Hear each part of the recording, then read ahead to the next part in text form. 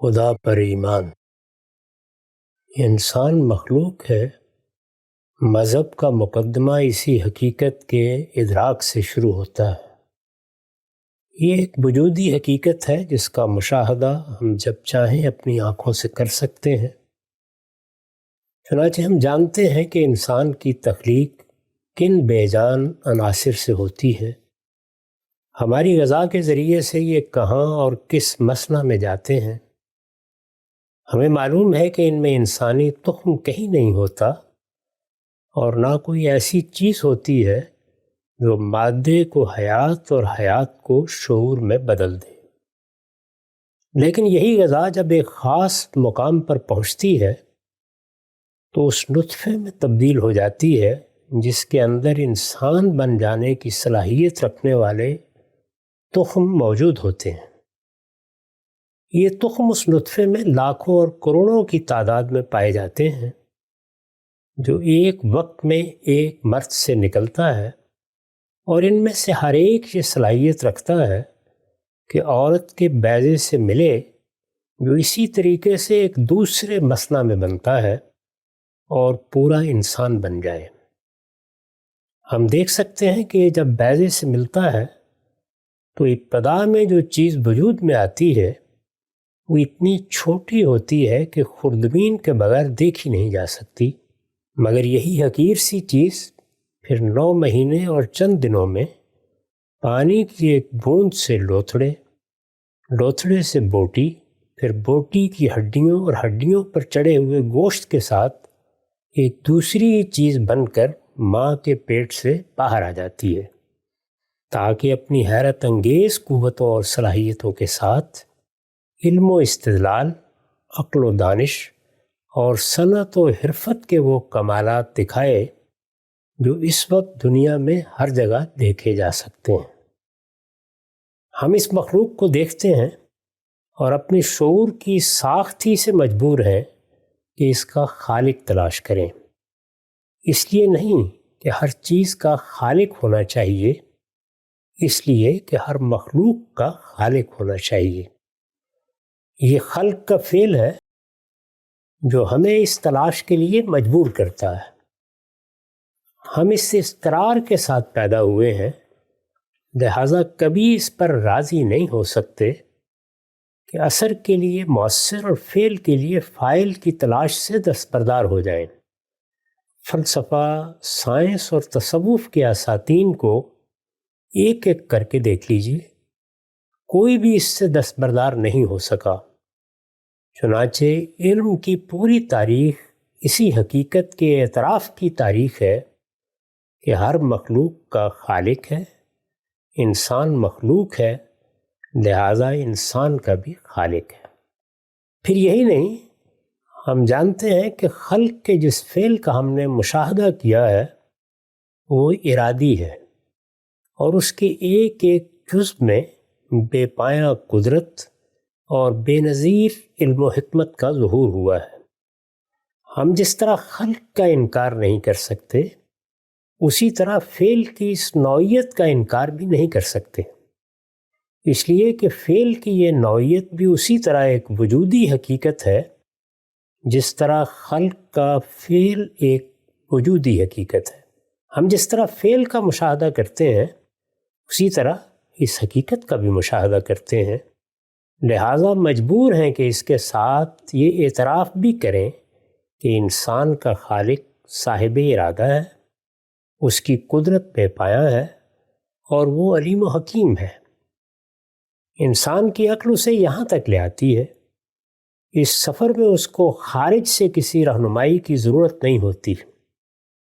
علم و ادراک کی جو صلاحیت انسان کو اس کی پیدائش کے ساتھ عطا ہوئی ہے وہی اس سفر میں رہنمائی کے لیے کافی ہے۔ لیکن اس سے آگے یہ سوال کہ وہ خالق کون ہے، اس کا جواب انسان کی عقل اسی قطعیت اور یقین و اذعان کے ساتھ نہیں دے سکتی۔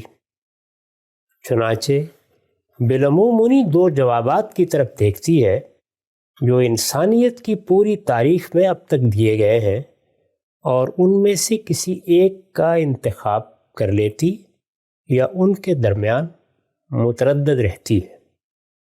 پہلا جواب یہ ہے کہ انسان جس کائنات کی آغوش میں شعور کی آنکھ کھولتا ہے وہی اس کی خالق ہے۔ یہ الحاد کا جواب ہے۔ اس کی تقریر بالعموم اس طرح کی جاتی ہے، کائنات اپنا شعور رکھتی ہے، لہذا وہ قوت بھی اس کے اندر ہی ہے جو اپنی حقیقت کے لحاظ سے خلاق ہے، اس سے باہر کچھ نہیں، بلکہ اندر اور باہر کی تفریق بھی اس کے اندر ہی ہے۔ اس کا ہر جز اپنے آپ میں اندر بھی ہے اور باہر بھی۔ یہ اسباب و علل کا کارخانہ ہے، لیکن اپنی کلیت میں آخری علت بھی خود ہی ہے۔ یہ جواب محض ادعا ہے، اولاً اس لیے کہ اس میں کائنات کی جس خود شعوری کا دعویٰ کیا گیا ہے اس کے کوئی شواہد کبھی ہمارے مشاہدے میں نہیں آئے۔ ہم جانتے ہیں کہ کائنات کی حقیقت مادہ ہے، اور مادہ ارادے سے خالی ہے، وہ علم و عقل سے بھی خالی ہے۔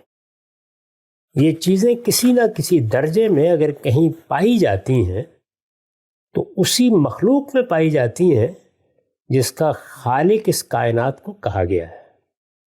پھر یہی نہیں، وہ قدرت بھی کسی درجے میں اگر کہیں ہے تو اسی مخلوق میں ہے جس کے بغیر علم و عقل اور ارادہ سب بے معنی ہو جاتے ہیں۔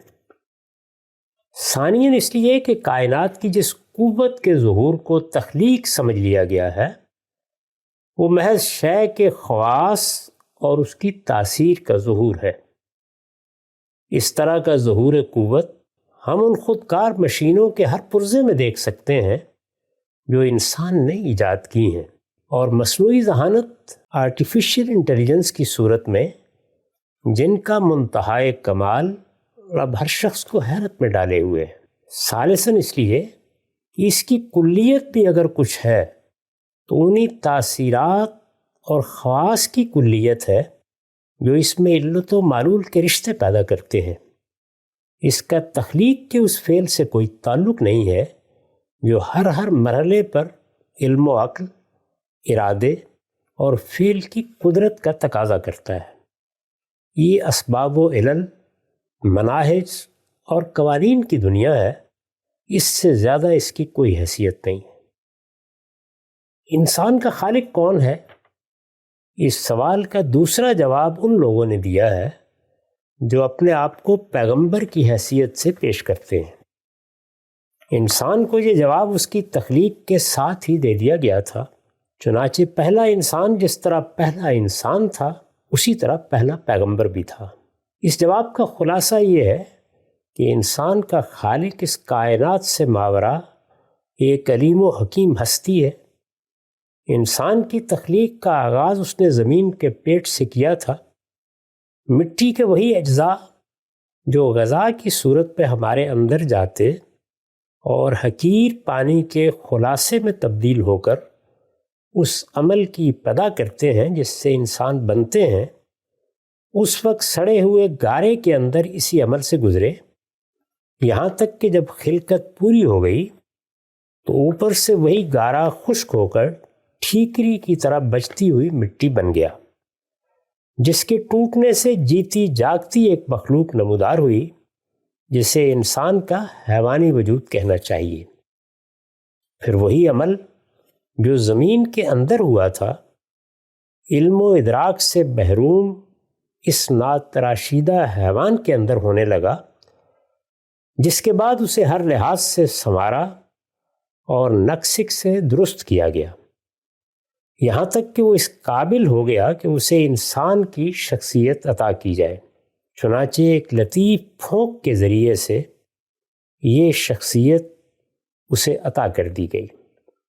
بدا خلق الانسان من طین ثم جعل نسلہ من سلالۃ من ماء مہین ثم صبہ ونفخ فیہ من روحہ وجعل لکم السمع والابصار والافئدہ قلیلا ما تشکرون۔ السجدہ 32 7 سے 9۔ انسان کی تخلیق کا آغاز اس کے خالق نے مٹی سے کیا، پھر اس کی نسل حقیر پانی کے خلاصے سے چلائی، پھر اس کے نوک پلک سنوارے اور اس پہ اپنی روح پھونک دی، اور تمہارے سننے کے لیے کان اور دیکھنے کے لیے آنکھیں اور سمجھنے کے لیے دل بنا دیے، تم کم ہی شکر گزار ہوتے ہو۔ یہ جواب آخری مرتبہ جس ذریعے سے دیا گیا وہ یہی قرآن ہے، جس کی آیات اوپر نقل ہوئی ہیں۔ اس کو جس پیغمبر نے پیش کیا ہے اس کا دعویٰ ہے کہ یہ خالق کا اپنا کلام ہے جو اس پر نازل کیا گیا ہے، اور جس طرح نازل کیا گیا ہے اس نے بے کم و کاست اسی طرح لوگوں کو پڑھ کر سنا دیا ہے۔ اس میں ایک حرف، ایک شوشے کی تبدیلی نہ اس نے کی ہے اور نہ آگے قیامت تک کوئی کرنے کی جسارت کرے گا۔ یہ دعویٰ خود قرآن میں بیان ہوا ہے، اور اس کے ساتھ ایک نہایت واضح معیار بھی سامنے رکھ دیا گیا ہے، جس کی بنیاد پر ہم فیصلہ کر سکتے ہیں کہ قرآن فی الواقع خالق کا کلام ہے یا کسی انسان نے افترا کر کے اس کو خالق کی طرف منسوب کر دیا ہے۔ وہ معیار کیا ہے؟ اسے ہم درج ذیل 3 نکات کی صورت میں پیش کر سکتے ہیں۔ پہلا یہ کہ انسان جو علم بھی پیدا کرتا ہے، لفظ اور معنی دونوں کے لحاظ سے صحیح و خطا، ٹرائل اینڈ ایرر کے بہت سے مراحل سے گزر کر پیدا کرتا ہے۔ وہ پہلے دن نہ سقراط و فلاطون ہوتا ہے، نہ غالب اور شیکسپیئر، اور نہ نیوٹن اور آئنسٹائن۔ چنانچہ سیکھتا، سمجھتا، سیکھنے اور سمجھنے کے ہر مرحلے میں غلطیاں کرتا اور ان کی اصلاح بھی کرتا ہے۔ اسے ہم برسوں اگلوں سے لیتے، اس کی مشق اور مزاولت کرتے، نوک پلک سنوارتے اور اس میں درجہ بدرجہ آگے بڑھتے ہوئے دیکھتے ہیں، یہاں تک کہ علم و ادب کا کوئی شہپارہ اس کی طرف سے سامنے آ جاتا ہے۔ یہ انسان کی تقدیر ہے، وہ اسی کے ساتھ پیدا کیا گیا ہے۔ علم و ادب کی پوری تاریخ میں اس سے کبھی کوئی استثناء نہیں دیکھا گیا، اور نہ آگے کبھی اس کا کوئی تصور کیا جا سکتا ہے۔ لیکن قرآن اس سے مستثنیٰ ہے۔ وہ جس ہستی کی طرف سے پیش کیا گیا ہے، اس کو چند سو گھروں کی ایک چھوٹی سی بستی میں اس کی قوم نے 40 برس تک شب و روز دیکھا ہے۔ اس کے دن اور راتیں ان کی آنکھوں کے سامنے گزری ہیں، مگر انہوں نے کبھی نہیں دیکھا کہ اس طرح کے علم اور کلام کے لیے صحیح و خطا کے جو مراحل ہر انسان کے لیے مقدر ہیں، ان کا کوئی شائبہ کبھی اس کی شخصیت میں کہیں پایا گیا ہو۔ چنانچہ یہ حقیقت ہے کہ انہیں باور ہی نہیں آتا تھا کہ ان کی بستی کا یہ صادق اور امین اس طرح کے کسی علم اور اس شان کے کسی کلام کا خالق ہو سکتا ہے۔ چنانچہ جھنجھلا کر کہتے تھے کہ یہ سب اس کو کسی پڑھے لکھے عجمی نے املا کرا دیا ہے۔ قرآن نے اسی طرف توجہ دلائی اور فرمایا، قُلْ لَوْ شَاءَ اللَّهُ مَا تَلَوْتُهُ عَلَيْكُمْ وَلَا أَدْرَاكُمْ بِهِ فَقَدْ لَبِثْتُ فِيكُمْ عُمَرًا مِّن قَبْلِ أَفَلَا تَعْقِلُونَ فَمَنْ أَظْلَمُ مِمَّنِ افْتَرَىٰ عَلَى اللَّهِ كَذِبًا أَوْ كَذَّبَ بِآيَاتِهِ إِنَّهُ لَا يُفْلِحُ الْمُجْرِمُونَ۔ یونس 10:16 سے 17۔ ان سے کہہ دو اگر اللہ چاہتا تو نہ میں یہ قرآن تمہیں سناتا، نہ اللہ اس کی خبر تمہیں دیتا۔ یہ اسی کا فیصلہ ہے، اس لیے کہ میں تو اس سے پہلے ایک عمر تمہارے درمیان گزار چکا ہوں۔ میں نے کب اس طرح کی کوئی بات کبھی کی ہے؟ پھر کیا تم عقل سے کام نہیں لیتے؟ سو اس شخص سے بڑھ کر ظالم کون ہوگا جو اللہ پر جھوٹ باندھے یا اس کی آیتوں کو جھٹلا دے؟ حقیقت یہ ہے کہ اس طرح کے مجرم کبھی فلاح نہیں پائیں گے۔ مدعا یہ تھا کہ ہم کو تم نے کب دیکھا ہے کہ میں ان مباحث میں دلچسپی لے رہا ہوں یا ان کے بارے میں کچھ خیالات و افکار کا اظہار کر رہا ہوں یا ان کی ترتیب و تدوین کے لیے مشق و مزاولت میں مصروف ہوں یا ان سے متعلق کسی علم و فن کا اکتساب کر رہا ہوں جو اس وقت قرآن کی صورتوں میں پے در پے زیر بحث آ رہے ہیں۔ پورے 40 سال میں نے تمہارے درمیان گزارے ہیں۔ میری باتوں اور میری حرکات و سکنات میں تم نے کب ایسی کوئی چیز محسوس کی ہے جسے اس دعوت کی تمہید کہا جا سکے جو میں اس وقت پیش کر رہا ہوں؟ جو کچھ میں آج کہہ رہا ہوں اس کے نشو و ارتقاء کے کوئی نشانات تم نے کبھی میری زندگی میں پائے ہیں؟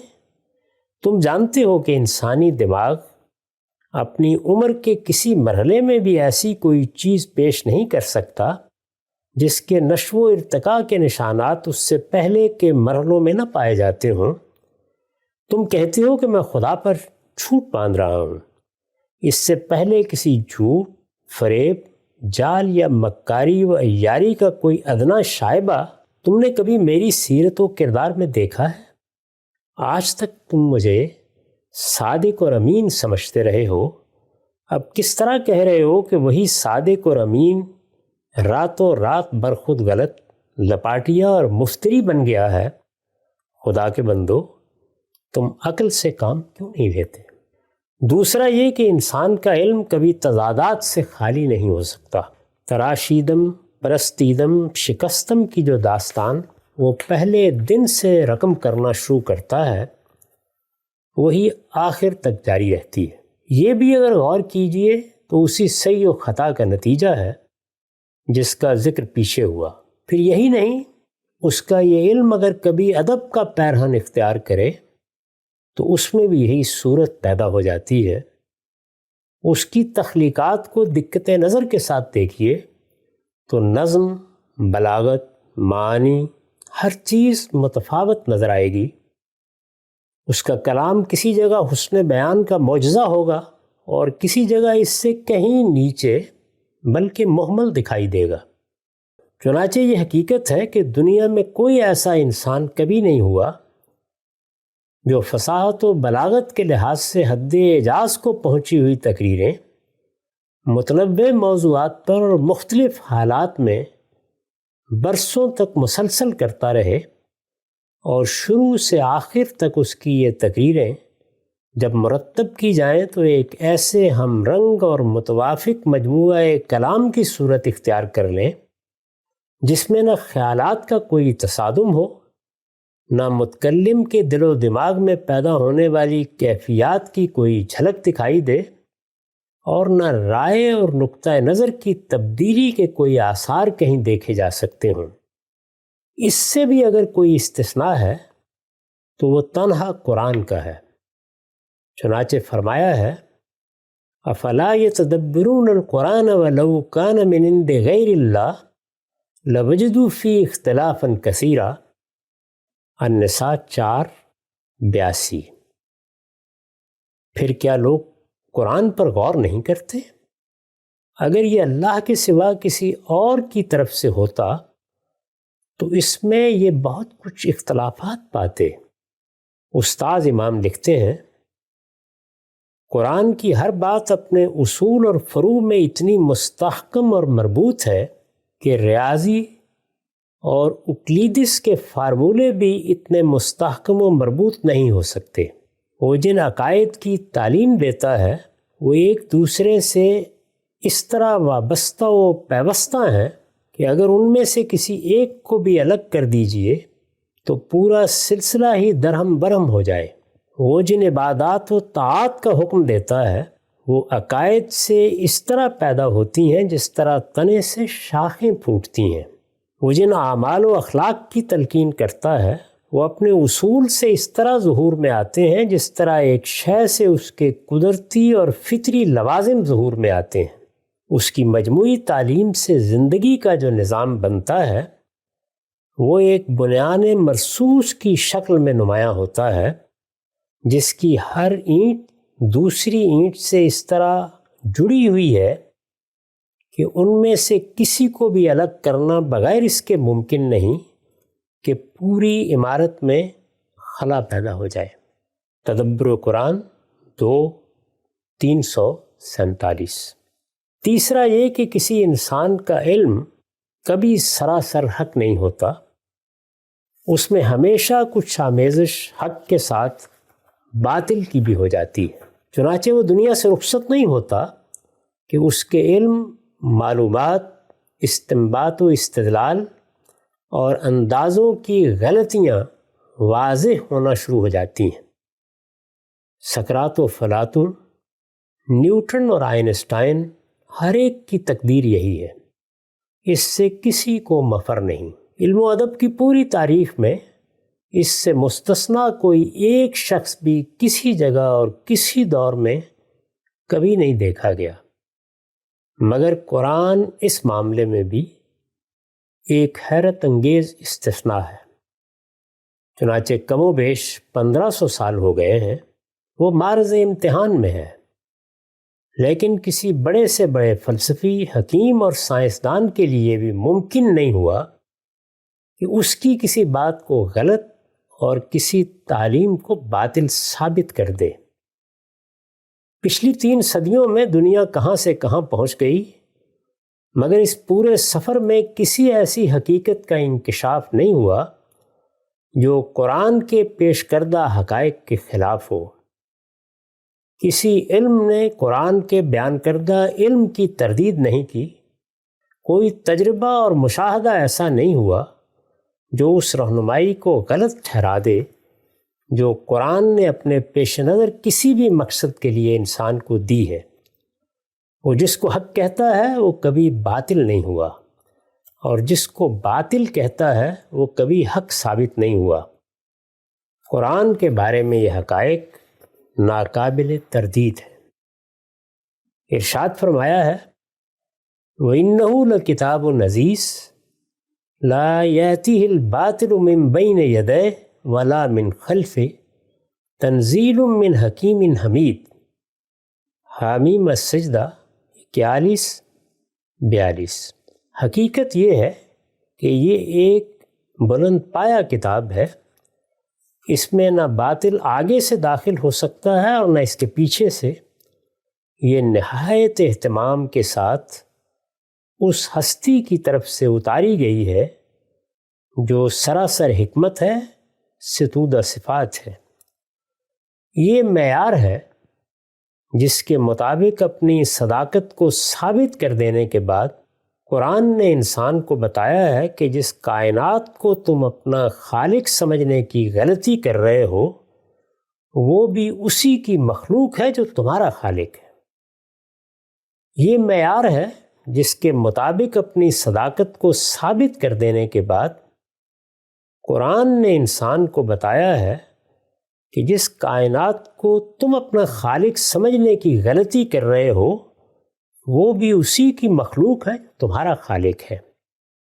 تم دیکھتے نہیں ہو کہ اس دنیا کی ہر چیز حسن تخلیق کا معجزانہ اظہار ہے، ہر چیز میں اتھاہ معنویت ہے، غیر معمولی اہتمام ہے، حکمت، تدبیر، منفعت اور حیرت انگیز نظم و ترتیب ہے، غایت درجہ موزونیت ہے، بے پناہ توافق ہے، بے مثال اقلیدس اور ریاضی ہے جس کی کوئی توجیہ اس کے سوا نہیں ہو سکتی کہ اس کو بھی اسی علیم و حکیم نے تخلیق کیا ہے جس نے تمہیں تخلیق کیا ہے، وہی جس نے زمین کو تمہارے لیے گہوارہ اور پہاڑوں کو اس کی میخیں بنا دیا ہے، تمہیں جوڑوں کی صورت میں پیدا کیا ہے اور تمہاری نیند کو تمہارے لیے باعث راحت، رات کو لباس اور دن کو معاش کا وقت بنا دیا ہے، تمہارے اوپر 7 محکم آسمان بنائے اور ان میں ایک دہکتا چراغ جلا دیا ہے، وہی جس نے نچرتی بدلیوں سے چھاجوں میں برسایا اور اس سے سبزہ اور غلے اور گھنے باغ اگا دیے ہیں۔ واللہ الذی لا الہ الا ہو عالم الغیب والشہادہ هو الرحمن الرحیم۔ واللہ الذی لا الہ الا ہو الملک القدوس السلام المؤمن المہیمن العزیز الجبار المتکبر سبحان اللہ عما یشرکون واللہ الخالق الباری المصور لہ الاسماء الحسنی یسبح لہ ما فی السماوات والارض وہو العزیز الحکیم۔ الحشر 59 سے 24۔ وہی اللہ ہے جس کے سوا کوئی الہ نہیں، غائب و حاضر کا جاننے والا، وہ سراسر رحمت ہے، اس کی شفقت ابدی ہے۔ وہی اللہ ہے جس کے سوا کوئی الہ نہیں، بادشاہ، وہ منزہ ہستی، سراسر سلامتی، امن دینے والا، نگہبان، غالب، بڑے زور والا، بڑائی کا مالک۔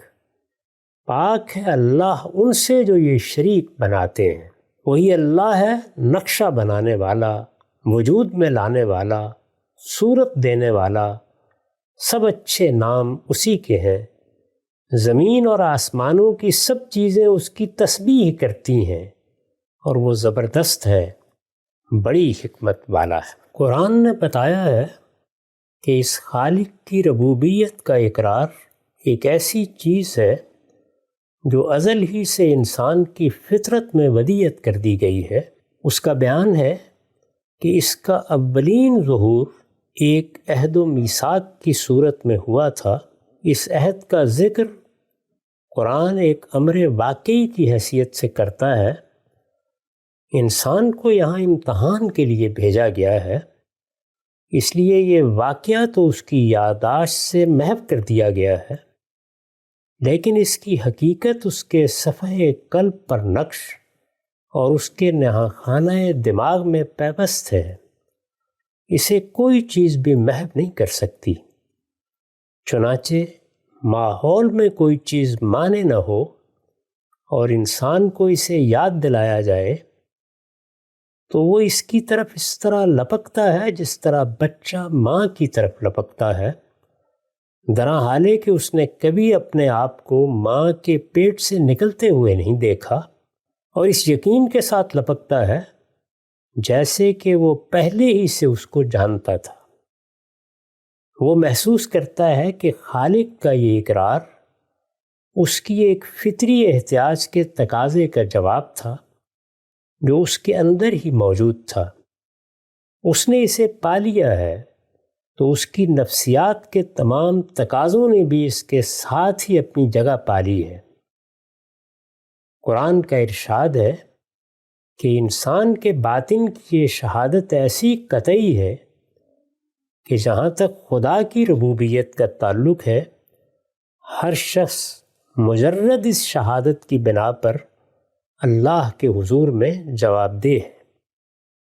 فرمایا ہے وَإِذْ أَخَذَ رَبُّكَ مِن بَنِي آدَمَ مِن ظُهُورِهِمْ ذُرِّيَّتَهُمْ وَأَشْهَدَهُمْ عَلَىٰ أَنفُسِهِمْ أَلَسْتُ بِرَبِّكُمْ قَالُوا بَلَىٰ شَهِدْنَا أَن تَقُولُوا يَوْمَ الْقِيَامَةِ إِنَّا كُنَّا عَنْ هَٰذَا غَافِلِينَ أَوْ تَقُولُوا إِنَّمَا أَشْرَكَ آبَاؤُنَا مِن قَبْلُ وَكُنَّا ذُرِّيَّةً مِّن بَعْدِهِمْ أَفَتُهْلِكُنَا بِمَا فَعَلَ الْمُبْطِلُونَ وَكَذَٰلِكَ نُفَصِّلُ الْآيَاتِ وَلَعَلَّهُمْ يَرْجِعُونَ۔ الاعراف 7 172 سے 174۔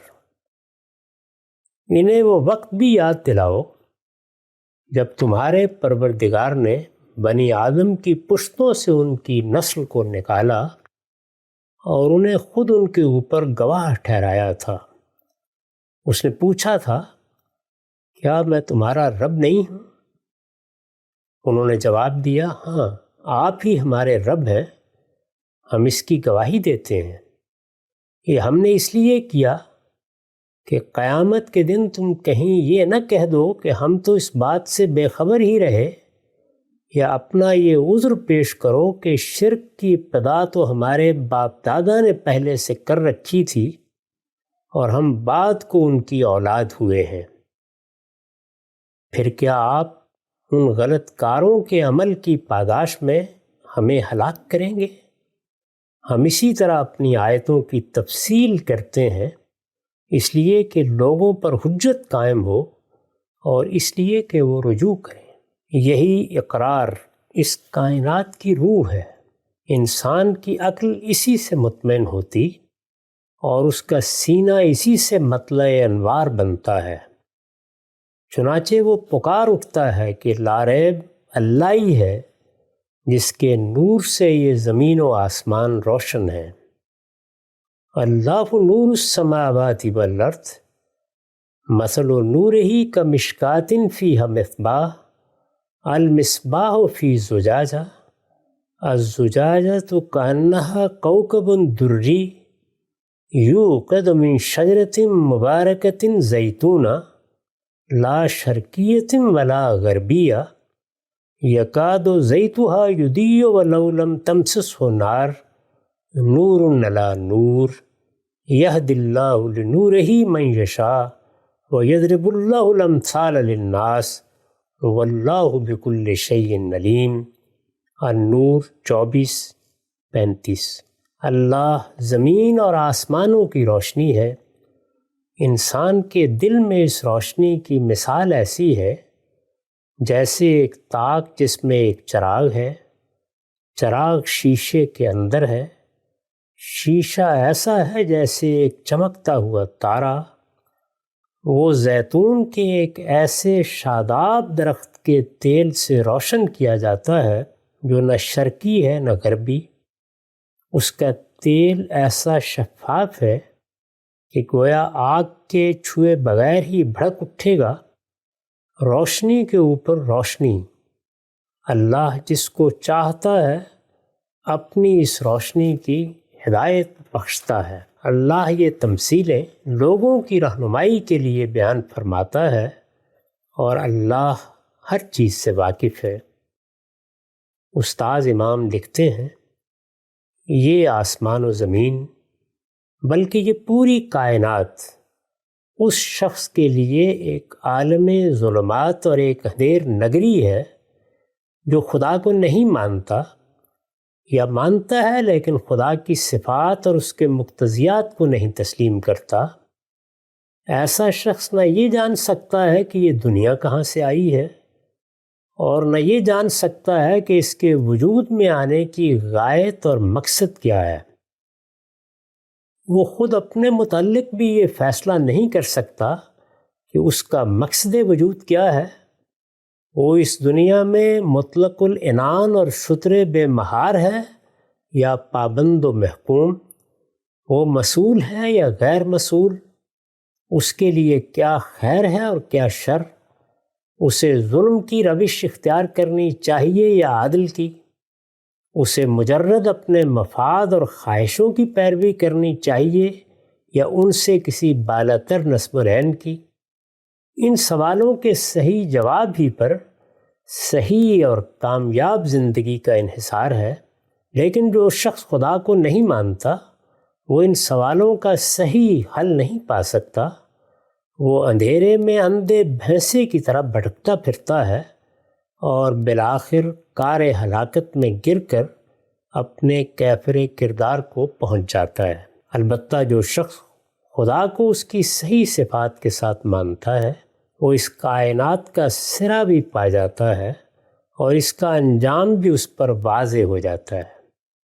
اس پر ان تمام سوالوں کے جواب بھی روشن ہو جاتے ہیں جن کو خدا کا نہ ماننے والا کبھی حل نہیں کر سکتا۔ اس وجہ سے یہ دنیا اس کے لیے اندھیر نگری نہیں رہتی بلکہ ایمان کے نور سے اس کے لیے اس کی ہر چیز جگمگا اٹھتی ہے اور اس کا ہر پہلو اس پر روشن ہو جاتا ہے۔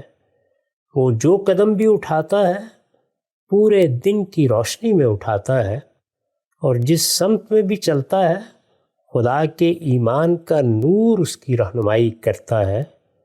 یہی حقیقت اس آیت میں واضح فرمائی گئی ہے کہ اس آسمان و زمین کا نور اللہ ہے۔